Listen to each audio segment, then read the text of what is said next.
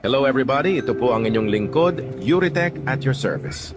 My longtime client left me an iPhone 7 Plus with no power. Since the client was in a hurry, I wasn't able to ask about the history or what caused the phone to lose power. And because of that, I need to follow the step-by-step standard operating procedure to ensure that we stay on the right track. The first step in our diagnostic process is very important because if we take the wrong direction from the beginning, the entire diagnosis will be incorrect. This not only delays the repair process, but also increases the risk of damaging the motherboard. That's why we need to be very careful with what we do, so we can increase the chances of successfully repairing what our clients entrust to us. After performing the step-by-step standard operating procedure, I found out that this iPhone 7 Plus actually powers on, but doesn't charge. The term we technicians use for this issue is fake charging.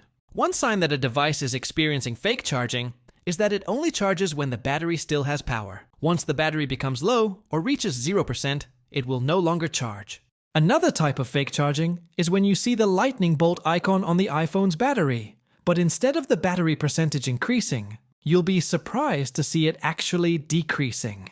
The component most commonly responsible for this kind of issue in iPhones is the TriStar IC. However, that's not always the case, because the charging circuit passes through many different components. That's why, as I mentioned earlier, proper diagnosis is very important. It's what guides a technician to perform a fast and accurate repair. And to cut the long story short for the sake of this video, I removed, cleaned, and replaced the TriStar IC, because we were already 100% sure that it was the source of the problem. I was able to determine that through the step-by-step standard operating procedure we followed earlier. As you can see, one of the pads or legs in the area where the TriStar IC is supposed to be placed was unexpectedly removed.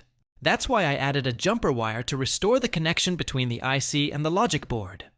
Then I took a TriStar IC from another motherboard and reball it so I could properly install it on the iPhone 7 Plus we're working on. This process is called micro-soldering, a type of skill that requires time, patience, perseverance, dedication, practice, and a genuine passion for the work. Becoming a fully capable and skilled technician is not something that happens just by dreaming, where you wake up the next day as a highly respected cell phone technician.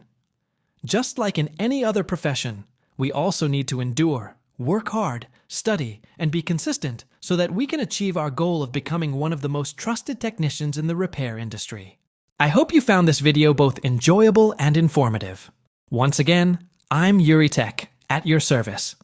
Please stay tuned for more upcoming content that's not only engaging, but also filled with valuable insights.